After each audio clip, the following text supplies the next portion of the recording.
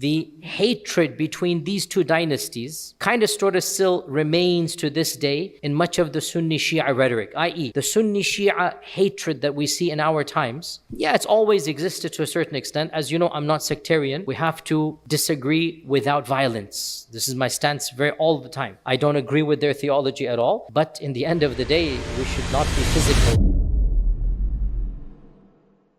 Obviously, it is of relevance given what is happening, but I want to make it clear that it is not a political analysis today, at least, and there's no theological or sectarian issues. I want to give you some useful information, inshallah ta'ala, that will help you understand better that part of the world, and maybe in the future we can talk more detail. But this is one of the most interesting sections and regions of the Muslim world, and I have to summarize its history in 20 minutes. So this is a very big task, but it is still, inshallah ta'ala, beginning the conversation so that you can understand and situate yourself to understand what is happening. Apologies, my voice, as you can tell, is off. I'm a little bit under the weather. May Allah give us shifa, all of us, inshallah. So realize that this land that we call Iran, this land is actually one of the most historic and influential in human civilization, not just in Islamic civilization. And even from the earliest of times, from the earliest of recorded histories, this land produced some of the most important figures in global history and some of the most powerful civilizations known to mankind. You have people like Cyrus the Great. And Cyrus the Great, actually, some of the scholars even considered him to be Dhul Qarnayn. You know, there's a controversy who is Dhul Qarnayn, and there are many contenders. One of the contenders is Cyrus the Great. I'm not saying that's right or wrong, I'm just saying that is one of the contenders. Cyrus the Great is considered to be the founder of the first great civilization of Iran in 550 BC, and it stretched over 3 continents. And this eventually led to the Achaemenid Empire, which was one of the first empires to have a universal set of governance, of law, somewhat open-mindedness in religion, and again, one of the primary civilizations of pre-modernity. And the religion of Iran is also a unique religion, Zoroastrianism. It is founded in Iran itself. Zoroaster is considered to be the founder of that faith tradition. And when the Muslims encountered it, they treated Zoroastrians like Ahl Kitab. So they said, if you are going to be treated like the Ahl Kitab. And in the time of the Prophet ﷺ, the Iranian civilization was under the Sassanid Empire, 224 to 651 CE.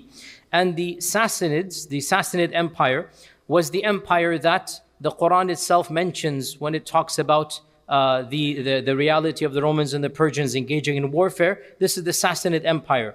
And it was also the last great king of the Sassanid Empire, and that is Khusro Parvez, that the Prophet ﷺ interacted with, he wrote a letter to. And if you know famously, when Khusro Parvez, also called Kisra, when Khusro Parvez, he tore up the letter, the Prophet ﷺ said, Allah will tear his kingdom up like he tore my letter up. And this was a prediction that proved not only to be true, but also it is an amazing reality to the end of over 1,000 years of Persian dominance. Over 1,000 years, different dynasties had ruled. And this is one of the strangest quirks of history, how such a great civilization within less than a decade crumbled. The Romans and the Persians were at war for decades, in fact for centuries. The Byzantines and the Sassanids were at war for decades in the time of pre-Islam. They couldn't get rid of each other.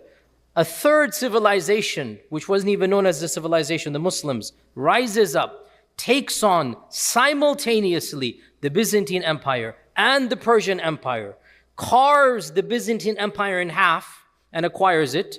Bilad al-Sham and Egypt and Alexandria and North Africa, this was all Byzantine lands. All the way to Andalus, it was Byzantine lands. And Islam conquers it and eliminates the Sassanid Empire in totality.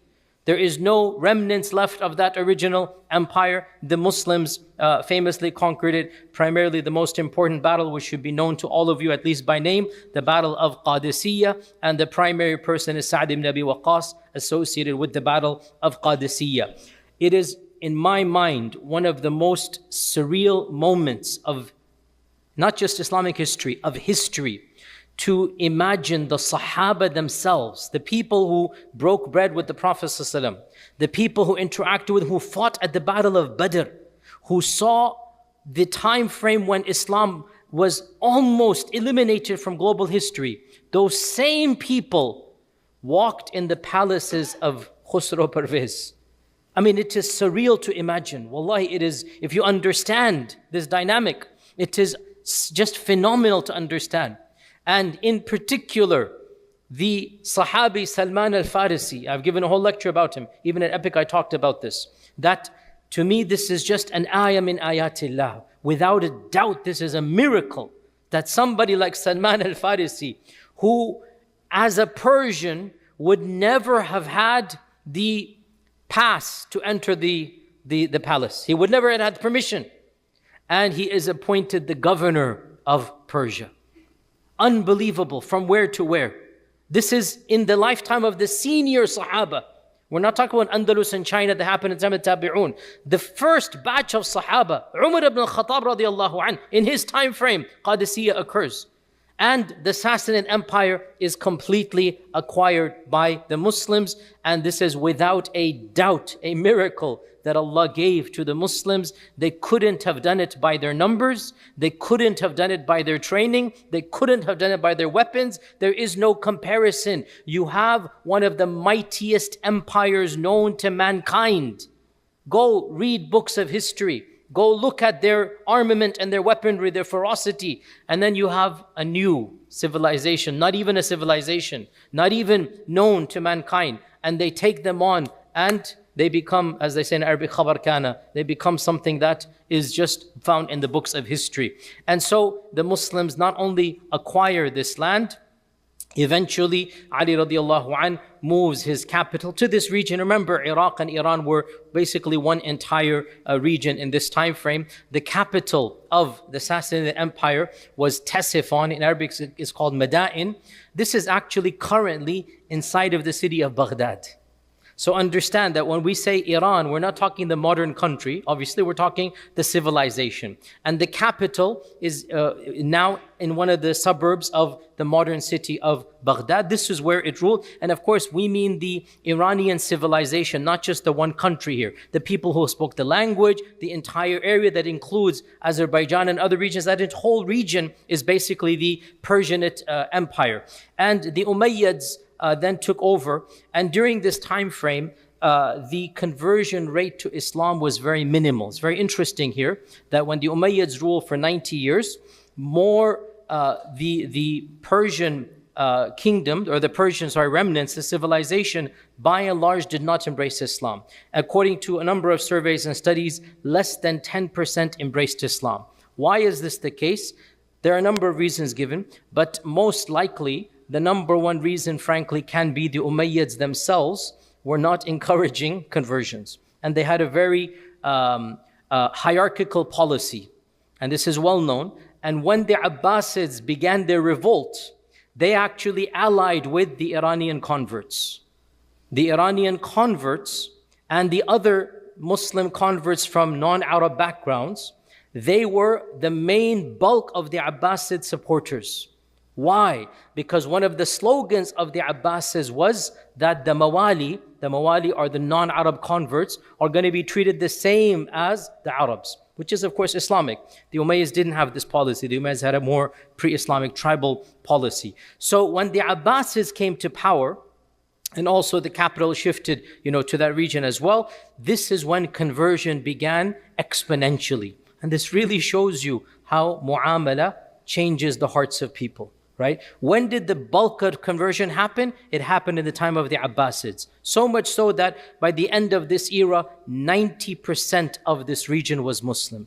As is the case around the Muslim world, there was no forced conversion. We thank Allah, there has not been a single case of civilizational forced conversion. anywhere. Whether it was in Egypt, whether it was in Andalus, in North Africa, in Bilad al-Sham, in Iran, there was never forced conversion. Yes, conversion is incentivized. Yes, you get perks, tax benefits. We're not going to deny that. But nobody's putting a sword and saying convert or die. This is just a myth. And the very fact that when the Umayyads were harsher, less conversion.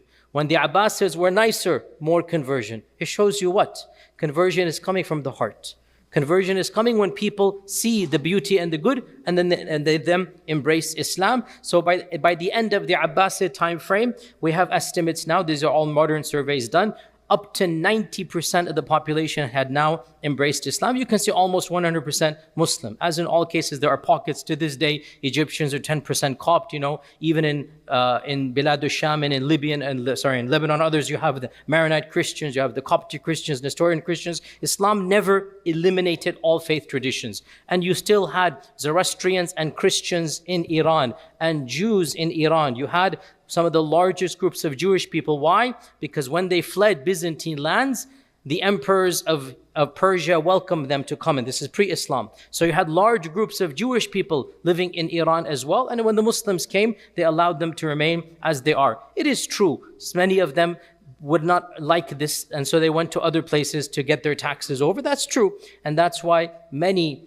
Persians, when the Muslims conquered Persia, they decided, especially the rich, they decided to migrate voluntarily. They weren't forced to. And they went to the closest neighboring polytheistic region, and that is India. And when they went there, so they were called the Persians, the Parsis. And as you know, to this day in India, there's a group called the Parsis, and this is the Parsis. And the Parsis, they're from the Iranian merchants, the rich people who didn't want to pay the extra taxes. They wanted to just, take their wealth. And so they voluntarily migrated to India, and their descendants are still there to this day. Now, I'm not going to go over all the history of Iran, but I will mention a few key points.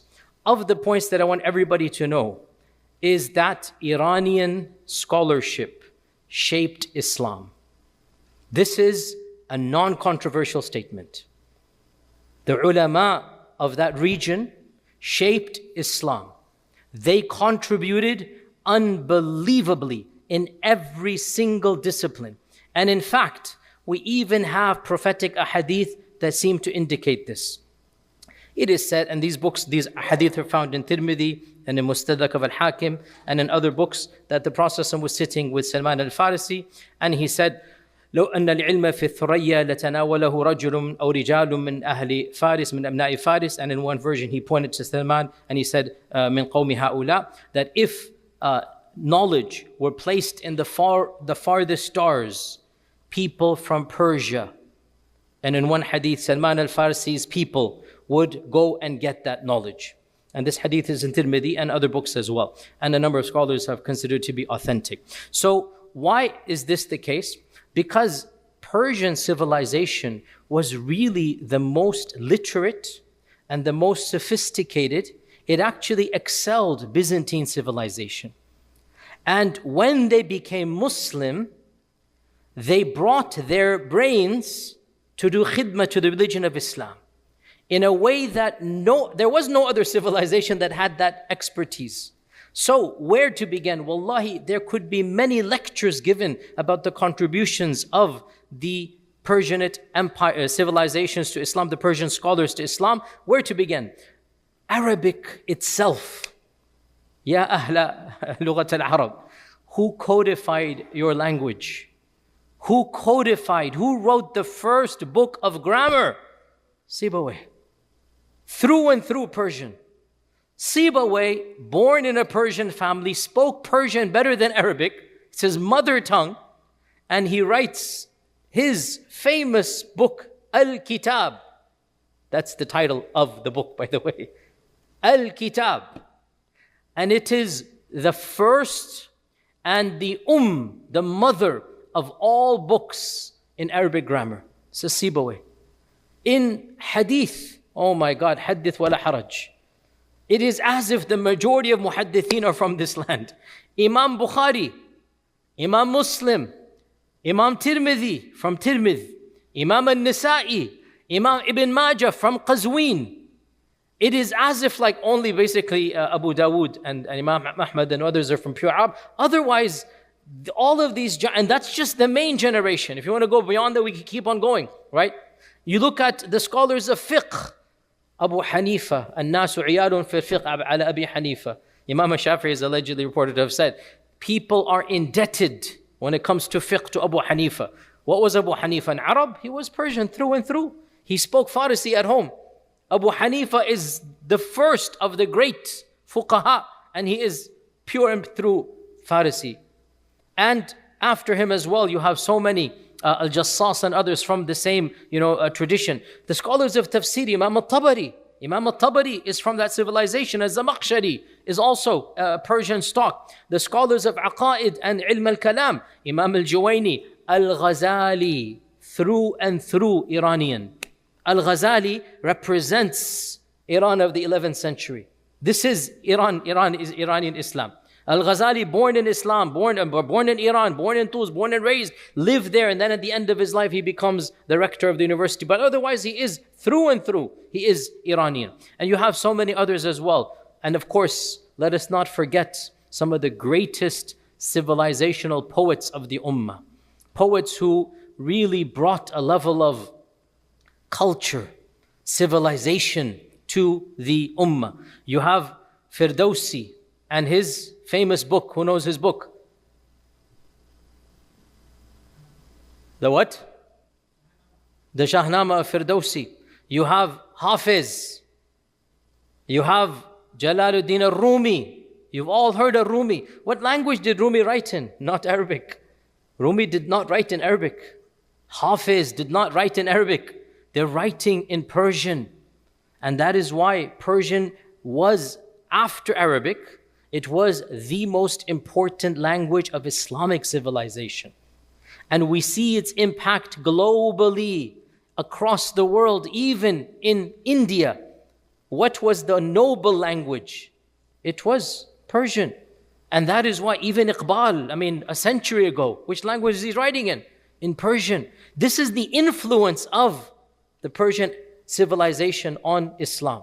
We have to understand there's no civilization that is impacted, obviously other than the local Arab and Hijaz, after obviously the Arabian civilization. The Iranian civilization, the Persian civilization impacted Islam more than any other and benefited more than any other. Now, all of these great names I mentioned are of course Sunni.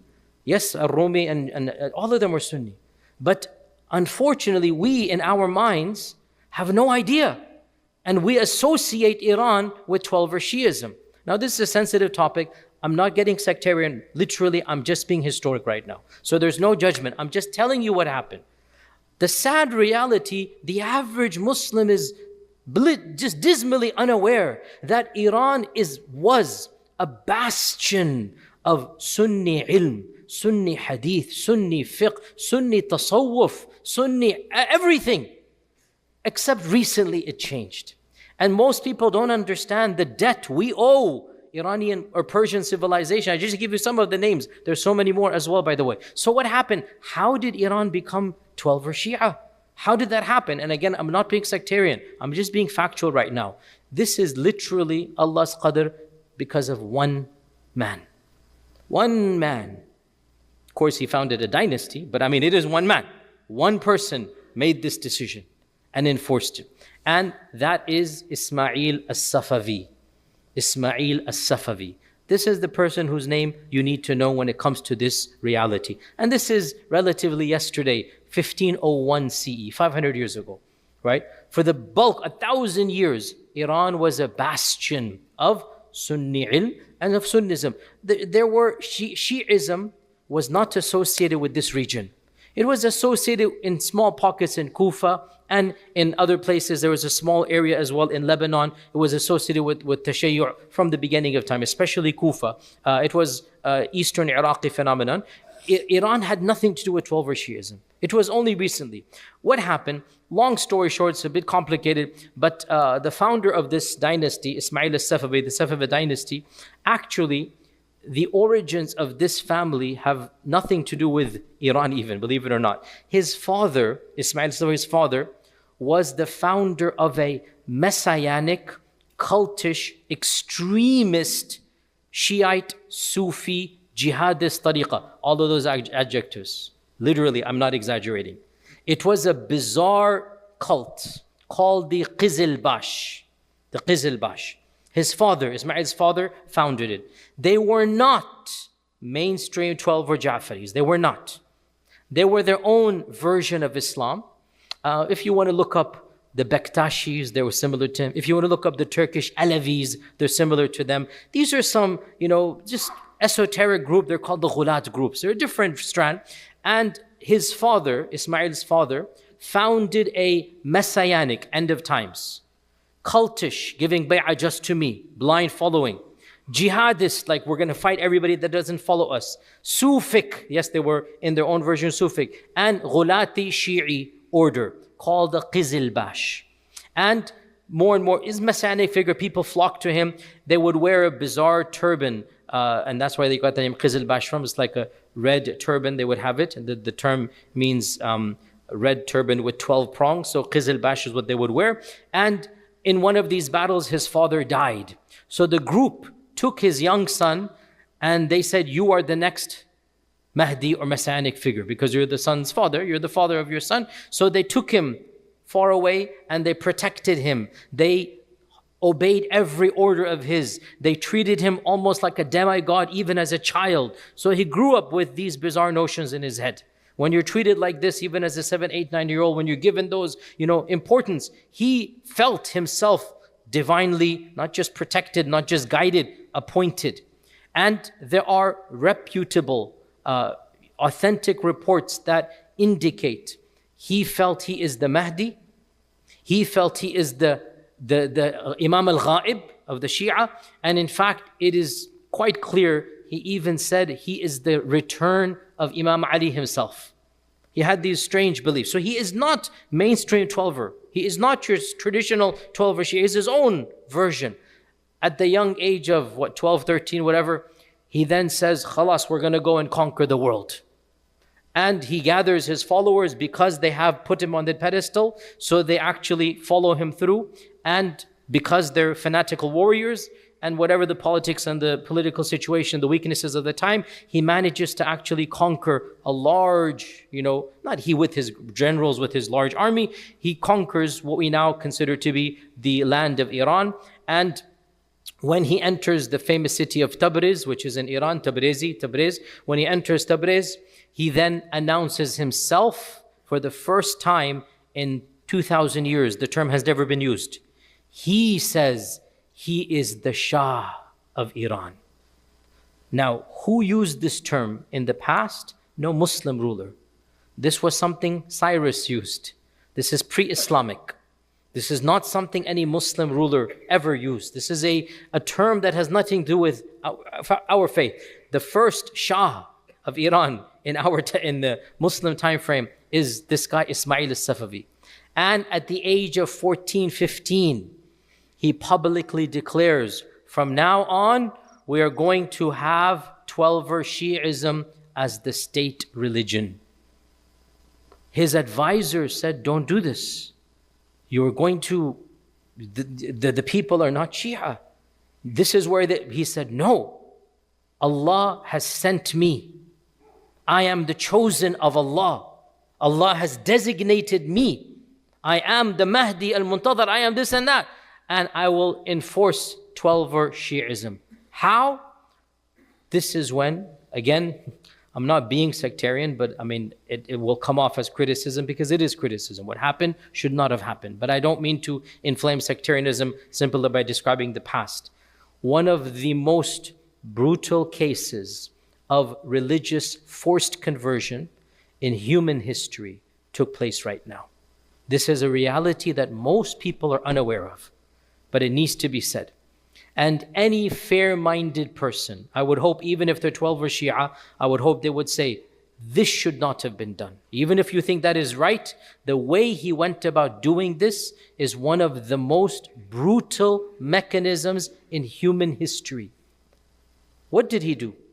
Literally at the age of 14, and he's 14, so remember, because he's so young, fanatical, and he's been treated his whole life the way he does, so he issues a decree that immediately, henceforth, all Sunni masajid will become Shi'i.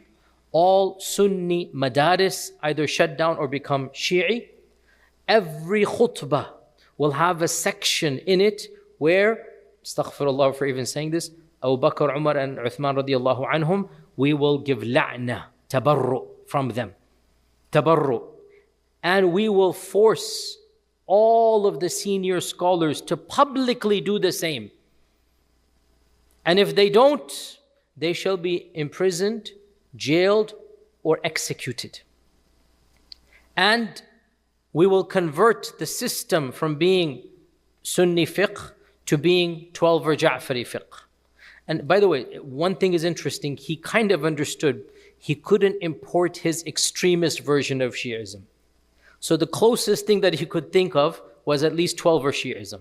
Because 12 Shi'ism at least had some fiqh and some, whereas his version or whatnot was absolutely unique in this regard. And this is a political statement as well. Why? Because he wants to break clear of the Ottoman Empire and of the entire, he wants full independence. He wants no ties with anybody else. How are you going to do that? You're going to do this by establishing your own faith-based system that has no parallel in the entire world. It was a political move, and we know this because he was not a 12er Shia growing up. He's not a believing 12er Shia growing up. It's a political move to maintain despotic independence. Everybody's going to be following a new system. And this is exactly what he did. That for the next 100 years, him and his descendants basically executed thousands of scholars, senior scholars, who refused to publicly curse the three khulafa. They exiled or forced exile, or the people themselves had to flee for their lives, hundreds of thousands of people. They imprisoned tens of thousands of opposition and Sunni imams, and there were no Shi'i scholars, or very few. So what are they going to do? I mean, there were no in Iran. What are they going to do? They began importing senior 12er clerics, especially from what we now call Lebanon, in a place called Jabal Amil. So Al-Amili family, they came. Ali al-Karaki, Zainuddin al-Amili, these are famous 12er Shia scholars of a particular strand of Shi'ism. By the way, many Sunnis are unaware, just like Sunnism, when we say Sunni, I mean, there's like a gazillion movements within Sunnism, right? Understandably, 12er Shi'ism also has many movements within it, many understandings. And so it's interesting that the version that is found in Iran basically is this type of overall fikr, which goes back to whom the Safavids imported. The Safavids brought in groups of clerics from this region, especially of Al-Amil region, and these people then were given full license. The country is yours theologically. Do what you will. So they instituted curriculums, they built madaris in Isfahan, in Qazwin, in Tabriz, some of which are still standing to this day. They began training their own scholars, and they effectively banned Sunnism. One simple statistic, in 1500 CE, Shi'ism was less than 5% of Iran. Just like with every city, there must be some, less than 5%. Within 100, 150 years, Shi'ism becomes 95%. This is a simple statistic. And this should not have happened. But this is why Iran is now 12er Shi'i. Because the Safavids politically wanted to break away, and they wanted full independence, and they wanted theologically no ties with the rest of the Ummah. Understandably, the rest of the world was not happy with this, especially the Ottoman Empire.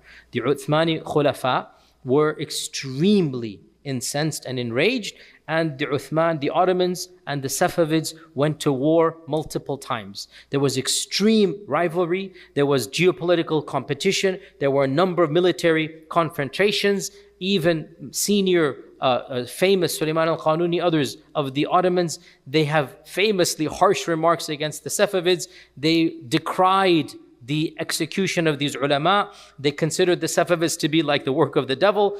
And modern historians say, and there's really an element of truth, I don't mind saying this, that there's an element of truth.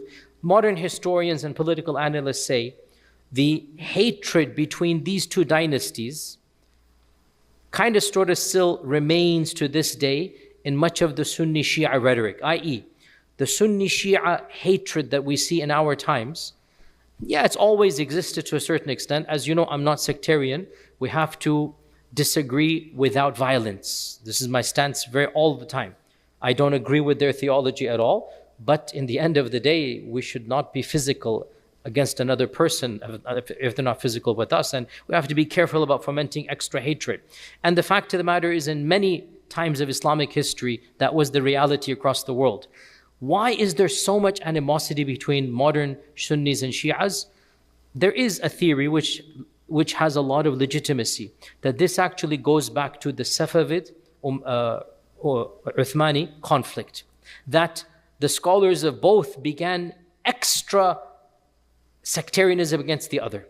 Because there's this war going on, because there's actual battles going on, so that kind of sort of remains to this day. And if you look at it, some of the senior people that are quoted by both sides, they go back to this era, that there's a lot of animosity during this time frame. Nonetheless, so this is where it became Shi'i. Let's skip over the next 400 years, the Nadir Shah reign and the Qajar dynasty. Let's get to modernity and then finish off, inshallah ta'ala. So in 1921, the end of the Qajar dynasty, one of the modern military generals or our young army officers, his name is Raza Shah.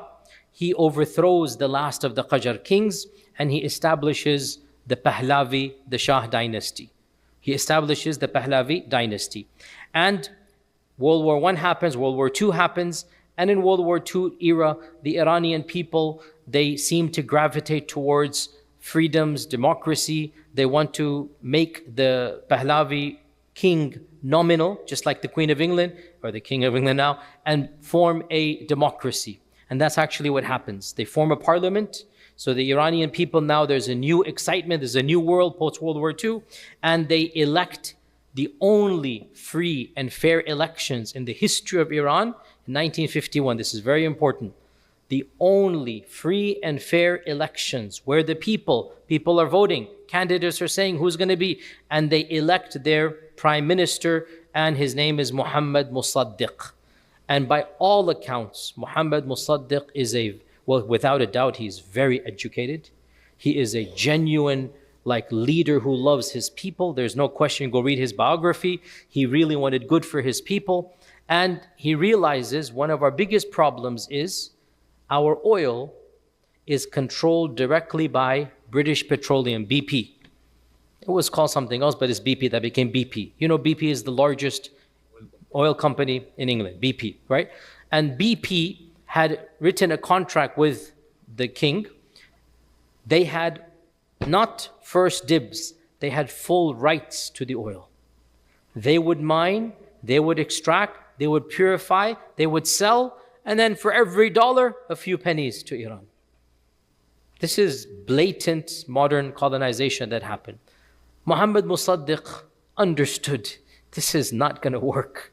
You are fleecing us. You are bankrupting us. So one of the first things he does, gets rid of that contract and says to the Iranian people, this is our land, this is our oil, let's make our own company.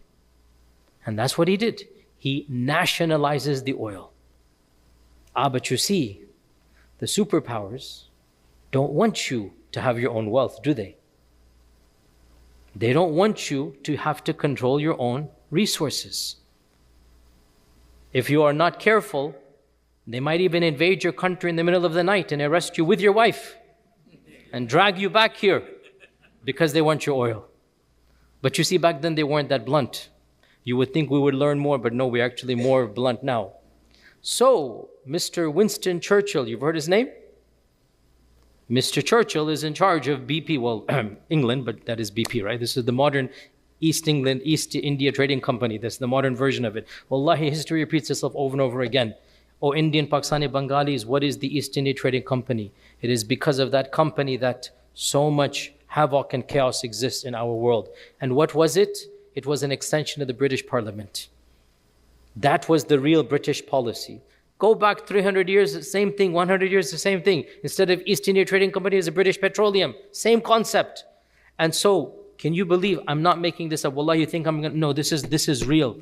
Winston Churchill calls up America, says, help me. The Iranian people have gotten rid of our monopoly on the oil. And again, this is such an interesting, I wish I could go more here. In some ways, I know this is idealistic, by and large, our country, the US of A, was by and large isolationist for much of its history. Because the founding fathers had seen what happens when you interfere in other lands. And they didn't want that. So the spirit of isolationism, that's why World War I, America had to be dragged in. They didn't want to be involved. To the very end, and even that, they say was engineered, but it is what it is, right? But during World War II, when the superpowers of Europe all crumbled, a vacuum is created. And it is that vacuum in which America now, we're seeing now, to be honest, many people are saying the decline has long begun, but that's a separate story altogether. Empires take centuries to decline, decades to collapse. And we're beginning to see this reality now. So in this point in time, America is still somewhat of a neutral player, somewhat, relatively speaking. And Winston Churchill, because of World War II, is bankrupt.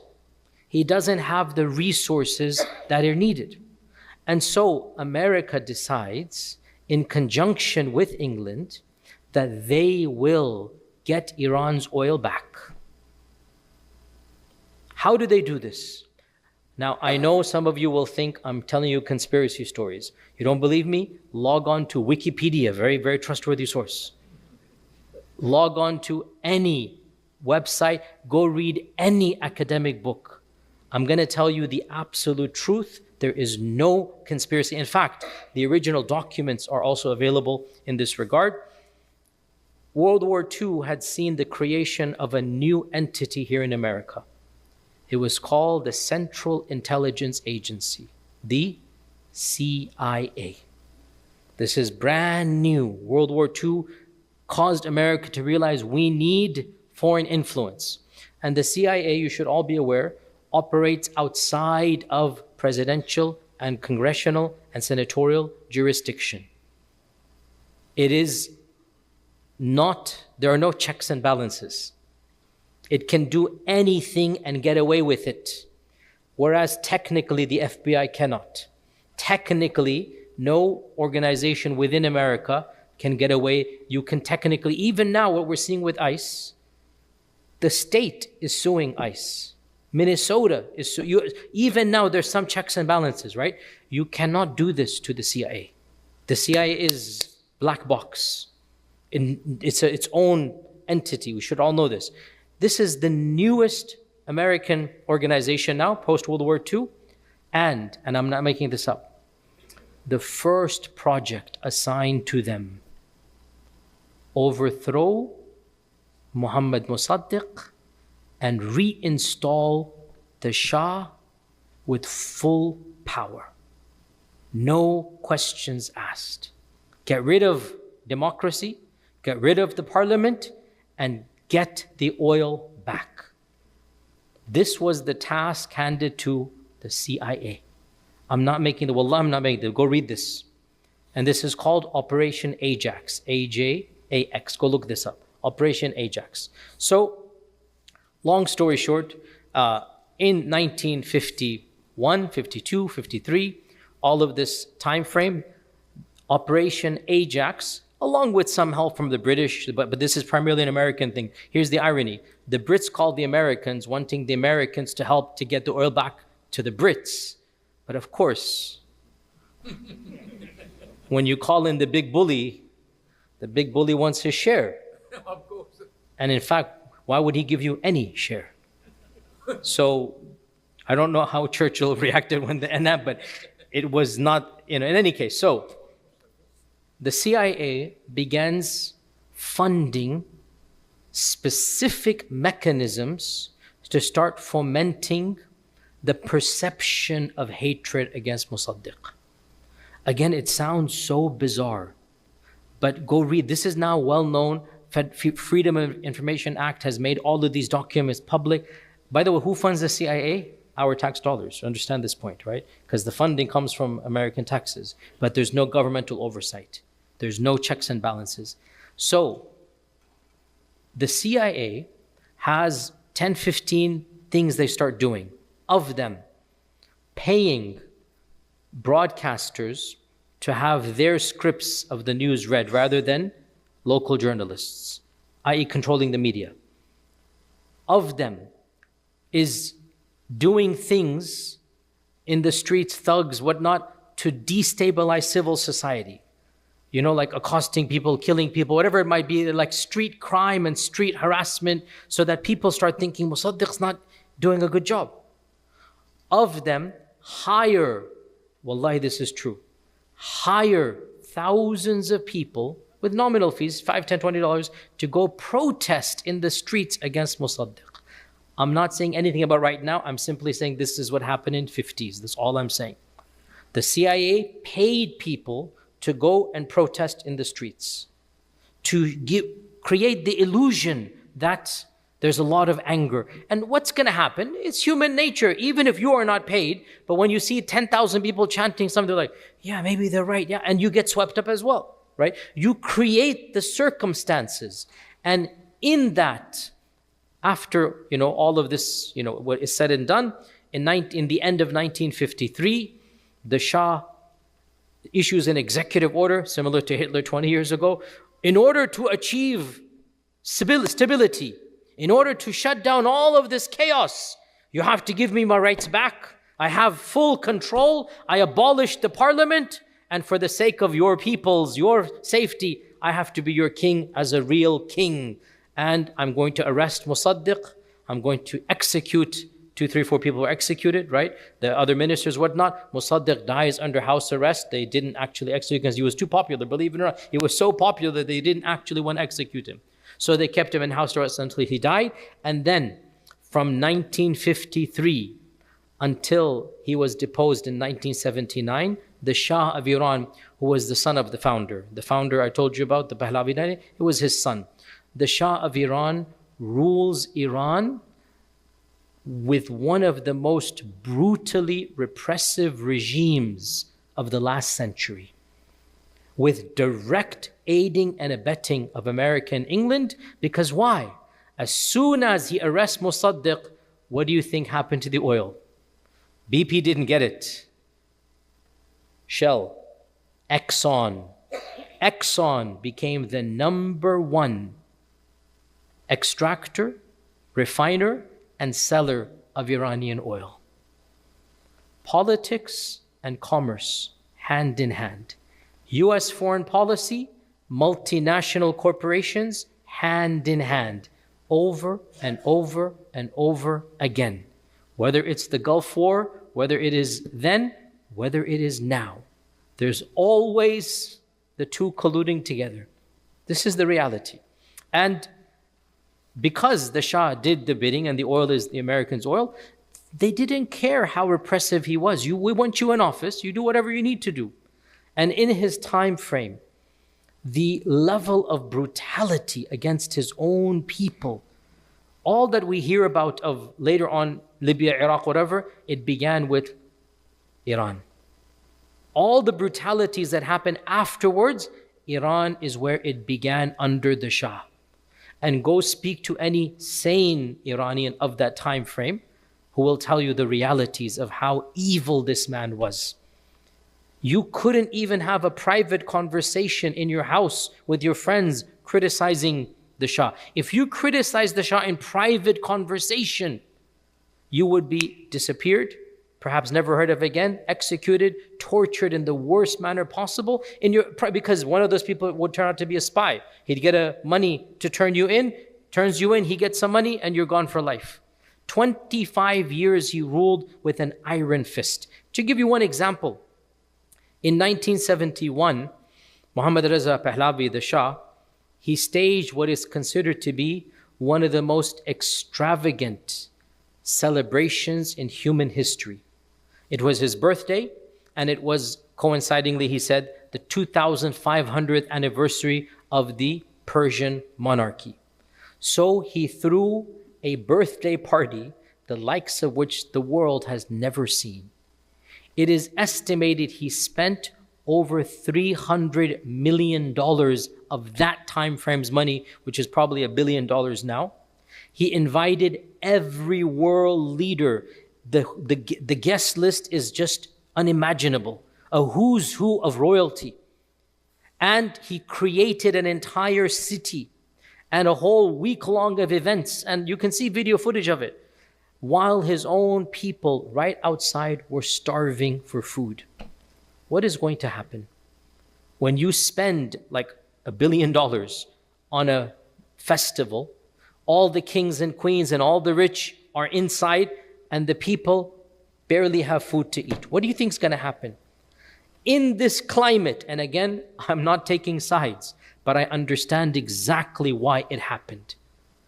People come along whose version of Islam we might disagree with, but whose integrity was not for money or power or fame. And they said, this is a land for our people and not for sellouts. And when you use the name of God and people are already far away, they get a sense of peace.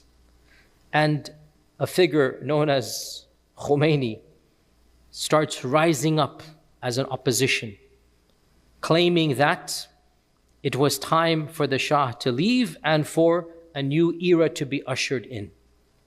People who had nothing to do with religion were so sick of the Shah, they sensed from this guy, at least he is one of us. And clearly he's not a stooge of the foreign powers.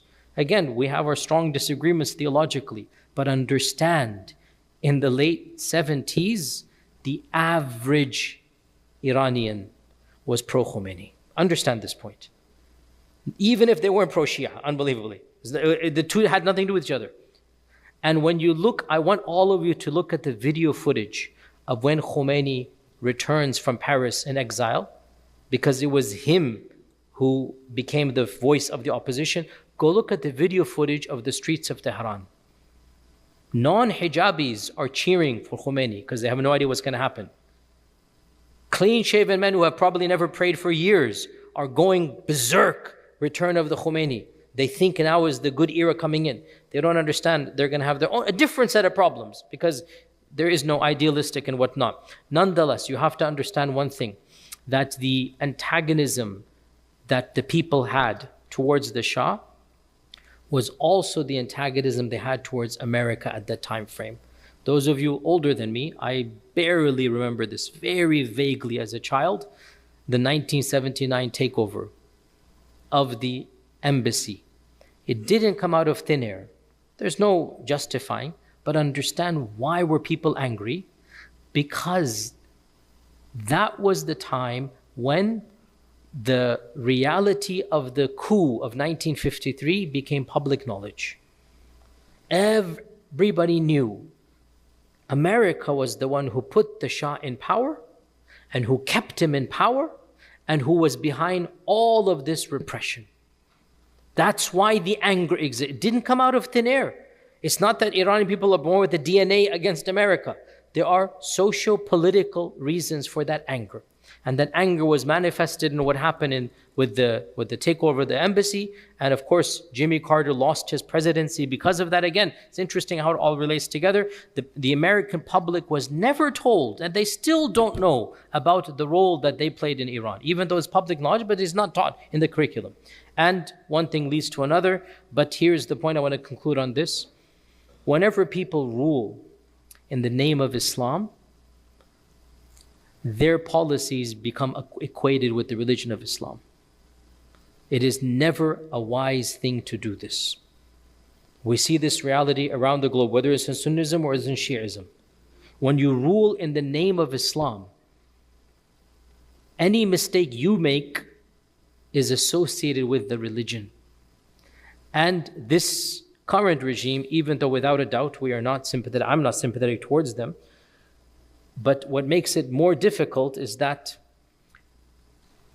their incompetencies and their problems have actually led to people hating the religion of Islam because of them. And this is well documented that of the highest rates of apostasy in the Muslim world are in Iran. This was not the case even under the Shah, because nobody blamed the Shah and Iran together, Islam together, sorry. The Shah never said he's doing it in the name of Islam. You want to get angry at the Shah, it has nothing with your religion.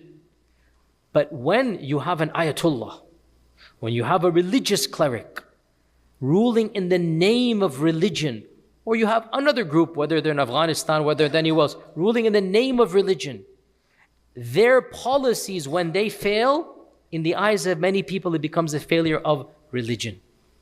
And so this is why we are seeing in YouTube such anger even against the religion, a'udhu billah.